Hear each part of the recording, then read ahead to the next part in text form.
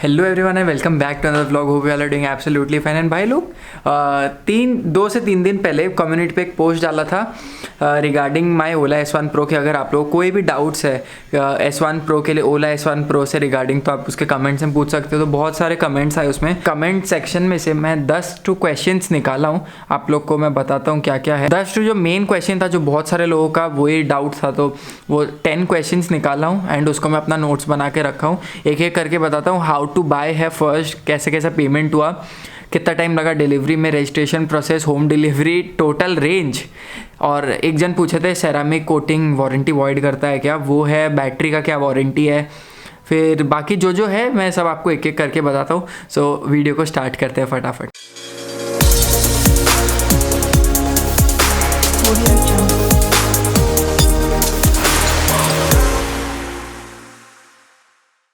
सबसे first question है कैसे खरीदना है, आपको पूरा डिटेल में बताता हूँ। तो सबसे फर्स्ट आप लोग को पेमेंट करनी पड़ेगी 499 की। उसके थोड़े दिन बाद एक परचेज विंडो ओपन होता है जो कि 20,000 का होता है। एंड उसके थोड़े दिन बाद एक और परचेज विंडो ओपन होता है जिसको फाइनल परचेज विंडो बोलते हैं। एंड उसमें स्टेट्स के हिसाब से अलग अलग स्टेट्स में देखो ऑल ओवर इंडिया में 499 एंड 20,000 ये दोनों अमाउंट फिक्स्ड है, लेकिन जो फाइनल अमाउंट होता है वो ऑल ओवर इंडिया में अलग अलग स्टेट्स में डिफर करता है। मेरे केस में मेरे को फर्स्ट 499 देना पड़ा था, सेकेंड 20,000 में दिया था, थर्ड वाला जो फाइनल पेमेंट है उसमें 1,19,000 के समथिंग जो अमाउंट था वो दिया था। टोटल 3 पेमेंट करना पड़ता है। तो फाइनल पेमेंट करने के बाद फिर थोड़ा वेट करना पड़ता है। ओला की तरफ से सारा प्रोसीजर किया जाता है एंड उसके मेरे को मैं फाइनल पेमेंट किया था कब, 21 जनवरी, जब बहुत लोग के लिए वो 21 जनवरी को पेमेंट का जो स्लॉट है वो ओपन हुआ था। मेरे को 9 फरवरी को डिलीवरी मिल गई। तो मेरा तो कुछ ऐसा टाइम पीरियड था। तो फर्स्ट पेमेंट 499 में किया था। तो फर्स्ट पेमेंट मैं किया था 18 अगस्त 2021। बैलेंस एडवांस अमाउंट जो सेकंड पेमेंट होता है 20,000 का वो किया था 15 सितंबर। एंड बैलेंस पेमेंट 21 जनवरी। यहाँ पे आप देख सकते हो, यहाँ पे पूरा मेंशन है कब कब किया था। तो ऐसा कुछ प्रोसीजर होता है पेमेंट का एंड उसके बाद डिलीवरी हो जाती है।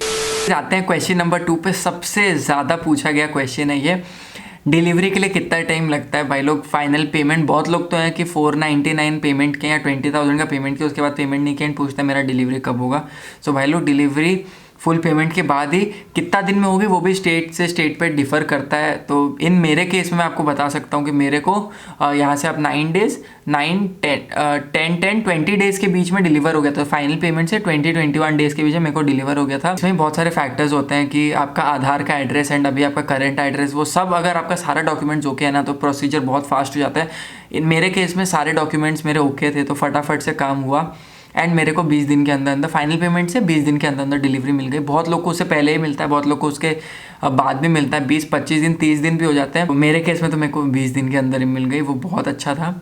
आते हैं क्वेश्चन नंबर 3 पे, वो है रजिस्ट्रेशन का क्या प्रोसेस होता है। तो हमारे स्टेट में यानी कि उड़ीसा में रजिस्ट्रेशन का प्रोसेस मेरे को कुछ नहीं करना पड़ा, सब ओला की तरफ से हैंडल हुआ रजिस्ट्रेशन का।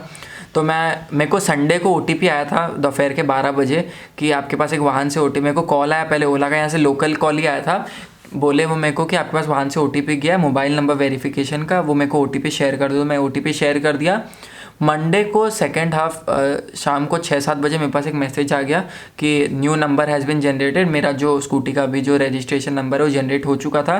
ट्यूसडे को मेरे पास फ़ोन आया कि आपको नंबर प्लेट का जो प्रोटेक्टर होता है वो लगाना है कि नहीं। मैं उसको हाँ बोल दिया। ट्यूसडे मेरा नंबर प्लेट फिट हो गया, वो जो नंबर प्लेट का प्रोटेक्टर है वो भी लग गया एंड वेडनेसडे मेरे को डिलीवर हो गया था। क्वेश्चन नंबर 4, होम डिलीवरी कैसे होती है। तो भाई ज़्यादा कोई ऐसा कुछ बड़ा प्रोसेस नहीं, आप लोग मेरे डिलीवरी वाले व्लॉग में जाके चेक कर सकते हो। एक बड़ा सा क्या बोलते हैं उसको, ट्रेलर जैसा आता है जिसमें नॉर्मली जो हर ब्रांड की जो 2 व्हीलर होती है जिसमें ट्रांसपोर्ट होती है, वैसा ही एक टाटा एज, मेरे केस में टाटा एस आया था जिसमें कि 2 स्कूटी थी, एक मेरी और एक किसी और की जो डिलीवर होने वाली थी। तो वैसे कोई एक व्हीकल में वो लोग स्कूटी लेके आते हैं, स्कूटी को कवर करके रखते हैं, लेकिन फिर भी डस्ट वस्ट मिलेगा आपको स्कूटी पे, एकदम क्लीन स्कूटी नहीं मिलेगी, रास्ते की जो धूली होती है वो बैठ गई होती है। तो वैसा कुछ सिस्टम होता है, लेकिन ठीक से आ जाता है। लेकिन बहुत लोग के केस में स्क्रैचेस भी हो जाते हैं। तो प्लीज़ डिलीवरी लेने के टाइम एक बार स्कूटी को अच्छे से चेक कर लेना, बेटर होगा। क्वेश्चन नंबर 5 पे आते हैं, वो है टोटल रेंज कितनी है एक फुल चार्ज में। तो देखो भाई, कंपनी अभी क्लेम कर रहा है 135, तो आप एक्सपेक्ट कर सकते हो 120 तक, क्योंकि उसके बाद बैटरी बहुत ज़्यादा लो हो जाती है एंड उसमें इतना लो परसेंटेज बैटरी में चलाना सेफ़ नहीं होता है। परफॉर्मेंस भी एकदम आपका समझ लो वो एक बार 15% के नीचे आ गया, 20% या 15% के नीचे आते इको मोड में चल जाता है, आपका 40 के ऊपर जाएगा नहीं स्कूटी, एंड वो सेफ भी नहीं है बैटरी के लिए। आप समझ सकते हो 120 किलोमीटर की रेंज निकल सकती है। वो भी फिर डिपेंड करता है आप कितने लोग चला रहे हो। अगर एक बंदा चला रहा है 70-80 kg का है तो 120 नॉर्मल मोड पे निकाल ही सकते हो। क्योंकि एक भाई है, उनका क्वेश्चन ये था कि क्या सेरामिक कोटिंग कराने से वारंटी वॉइड होती है? तो नहीं होती है भाई, सेरामिक कोटिंग से वारंटी वॉइड नहीं होती, लेकिन आफ्टर मार्केट कोई भी एसेसरी अगर आप लगाते हो तो वो उनके यूज़र मैनुअल में भी लिखा है कि उससे वारंटी वॉइड होगी। सेरामिक कोटिंग या PPF ये सब कराने से मेरे को नहीं लगता वारंटी वॉइड होती है। तो गाइस आते हैं क्वेश्चन नंबर 7 में। एक भाई पूछे थे ये क्या ये कंफर्टेबल है in comparison of petrol scooter? तो भाई 100% लिख के ले लो, बहुत ज़्यादा कंफर्टेबल है। मेरे पास एक्टिवा भी है जो कि 110-125 सीसी के स्कूटीज़ में सबसे ज़्यादा बिकती है। एक्टिवा से कंपेयर करूँ तो ओला मेरे को ज़्यादा कंफर्टेबल लगती है। बहुत इसका जो सीट वीट है वो बहुत अच्छा है। इसका जो सबसे बेस्ट पार्ट है, इसका जो सेंटर ऑफ ग्रेविटी है वो थोड़ा लो है, उसके वजह से बैलेंस करना बहुत ईजी होता है। तो मेरे को एक्टिवा से ज़्यादा कंफर्टेबल यही लगता है भाई, सिंपल सा आंसर है। एक्टिवा मेरे पास है तो एक्टिवा से कंपेयर कर सकता हूँ। येस, एक्टिवा से ज़्यादा कंफर्टेबल है, इसका सस्पेंशन वगैरह अच्छी राइड आपको मिलेगी एक्टिवा से। गाइस आते हैं अपने नेक्स्ट क्वेश्चन में। नेक्स्ट क्वेश्चन है टोटल चार्जिंग में कितना टाइम लगता है? तो मैं अभी तक पूरा 0 करके 100 पे चार्ज नहीं किया, लेकिन कंपनी बोलता है 0 to 100 5 to 6 आवर्स लगता है। मैं अभी तक सबसे लोएस्ट जो बैटरी लेके गया हूँ वो है 30% के अराउंड, एंड 30 से 100 में ओवरनाइट लगा दिया था। लेकिन एक बार मैं दिन में भी चार्ज लगाया था तो मेरे को आइडिया है 5 से 6 घंटा लगता है आपको 20% के अराउंड से 100% तक करने में। तो 5 से 6 घंटा का टाइम लगेगा आराम से। नेक्स्ट क्वेश्चन पे आते हैं। एक सब्सक्राइबर ने पूछा था कस्टमर सपोर्ट कैसा है ओला का? तो भाई देखो, मैं इसमें अपना पर्सनल एक्सपीरियंस शेयर कर सकता हूँ। कस्टमर सपोर्ट मैं एक ही बार कस्टमर केयर में कॉल किया था, वो भी उस दिन जिस दिन मेरी स्कूटी डिलीवर होने वाली थी। तो मेरे को कॉल आया था 3:30-4 बजे कि 5 बजे तक आपका स्कूटी डिलीवर होगा, एंड उसी दिन मैं 2 बजे कस्टमर केयर को कॉल किया था। एंड इन लोगों का कस्टमर केयर का एक चीज़ अच्छा है, आप जैसे ही कॉल लगाते हो 1-2 जो कीपैड में आपको 1 या 2 डायल करना पड़ता है ताकि आप कस्टमर केयर से बात कर पाओ, उसके 10-20 सेकेंड्स में कनेक्ट हो जाता है। लेकिन इनके कस्टमर केयर को अगर आप ये कॉल करके पूछोगे कि मेरी डिलीवरी कब होगी, तो वो लोग एग्जैक्ट डेट या कब एग्जैक्टली डिलीवर होने वाला वो लोग शेयर नहीं करते हैं। उन लोग को आइडिया ही नहीं रहता है उनकी तरफ से। ये सब जो लोकल ब्रांड चैंपियंस होते हैं उनको ही आइडिया रहती है, एंड अगर उनसे आप ब्रांड चैंपियन का नंबर मांगोगे तो वो लोग वो भी शेयर नहीं करने वाले। मैं मांगा था उसी दिन कि मेरे को भाई ब्रांड चैंपियन का नंबर दे दो, मैं खुद कॉल करके पूछ लूँगा, लेकिन वो बोले हम लोग नहीं दे सकते। तो ऐसा कुछ ज़्यादा प्रॉब्लम नहीं आया मेरे को अभी तक, तो मेजर कोई इश्यूज़ आया भी नहीं है, तो उसके वजह से मैं इतना कस्टमर केयर को कॉल नहीं किया हूँ। लेकिन जिस दिन किया था उस दिन फटाफट कनेक्ट हो गया था, बात क्लियर हो ही गई थी। तो एवरेज आप अगर 10 में से पूछो तो 8 का रेटिंग दे सकते हैं, ठीक ठाक है कस्टमर केयर। एक बहुत इंपॉर्टेंट क्वेश्चन पे आते, एक सब्सक्राइबर ने पूछा था, आपको बताता हूँ क्या है। को ओला स्कूटी को एज अ फर्स्ट स्कूटी हम लोग ले सकते हैं क्या? अगर हमारे पास कोई 2 व्हीलर या दूसरी स्कूटी नहीं है तो ये एज अ फर्स्ट स्कूटी कैसी रहेगी? ये क्वेश्चन का मैं क्या आंसर दूँ मैं खुद नहीं समझ पा रहा था, लेकिन फिर मैं थोड़ा सोचा, इसके बाद मेरे को ये समझ में आया कि as a first scooty electric scooty अभी के हिसाब से नहीं लेना बेटर होगा। एज अ सेकेंडरी ले रहे हो बहुत सही है, लेकिन फर्स्ट स्कूटी में एज अ फर्स्ट स्कूटी लेना मेरे हिसाब से थोड़ा वेट कर लो, इसके software changes and software updates आ जान दो, इसको एकदम जैसा कंपनी क्लेम किया है वैसा अगर ये बना देता है उसके बाद as a first scooty okay है। सेकेंडरी लेना है अभी के अभी ले लो, नो प्रॉब्लम। क्योंकि देखो यार, कभी भी आपको अगर चार्जिंग में कोई प्रॉब्लम आएगा, बैटरी में कोई प्रॉब्लम आएगा, फंस जाओगे।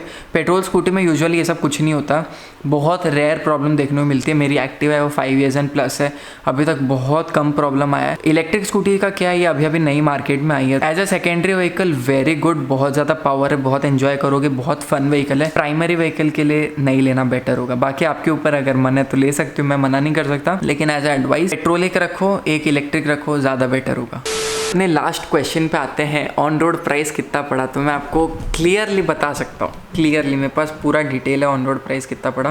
पहले ओला का जो ऐप है ना वो खोलते हैं, आपको बताता हूँ कितना पड़ा। 499 फर्स्ट पेमेंट, 20,000 सेकेंड जो एडवांस पेमेंट जिसको बोलते हैं, एंड जो बैलेंस पेमेंट है उसका रिसिप्ट में ओपन करता हूँ, रुको एग्जैक्ट अमाउंट बताता हूँ, 119,748। तो टोटल कितना हुआ, कैलकुलेटर खोलो, 1,40,000, 1,40,000 के करीबन है इसका on road price in Odisha. ये भी स्टेट से वेरी करता है, शायद से गुजरात में सबसे लो है, वहाँ की स्टेट सब्सिडी बहुत अच्छी खासी है, तो उसके वजह से वहाँ पे 10 से 20,000 या और भी कम हो सकता है, मेरे को आइडिया नहीं, लेकिन ऑल ओवर इंडिया में सबसे कम प्राइस है। एंड हमारे ओडिशा में मेरे को ऑन रोड प्राइस पड़ा है 1,40,000, जो कि ठीक है, मेरे को पेट्रोल में पैसा नहीं डालना पड़ रहा है, सिर्फ चार्ज कर रहा हूँ। एंड एक और बात है वो मैं बता देता हूँ, कितना यूनिट लगता है फुल चार्ज में। 0 से 100 करने में 4 यूनिट्स लगता है। एंड आप लोग के देख लो, आप लोग के घर पे यूनिट का क्या प्राइस है, बहुत सस्ता होगा। आपको फुल चार्ज 30-40 रुपये से ज़्यादा का नहीं पड़ेगा। वो 30-40 तो ऑन द हायर साइड है, उसके अंदर ही पड़ेगा। तो पेट्रोल के हिसाब से कंपेयर कर लो, आप पेट्रोल का अच्छा खासा पैसा बचा रहे हो। तो भाई लोग, ये सारे क्वेश्चंस थे आप लोग जो पूछे थे कमेंट सेक्शन में, सारे के आंसर मैं दे चुका हूँ। अगर और कोई क्वेश्चन है आपको तो इस वाले वीडियो कमेंट्स में पूछ सकते हो, कमेंट में आपको रिप्लाई दे दूंगा। और मैं इसका क्वेश्चन एंड आंसर पे वीडियो नहीं बनाने वाला हूँ, तो ये 1 एंड ओनली वीडियो था क्वेश्चन आंसर्स पे। कोई भी क्वेश्चंस है एक्स्ट्रा अगर आपको कुछ पूछना कमेंट में पूछ लो। भाई लोग, इस व्लॉग के लिए इतना ही रखते हैं। व्लॉग अच्छा लगा तो लाइक करना है, चैनल को सब्सक्राइब नहीं किया तो फटाफट सब्सक्राइब करो। With that said guys, in the next video, till then bye bye.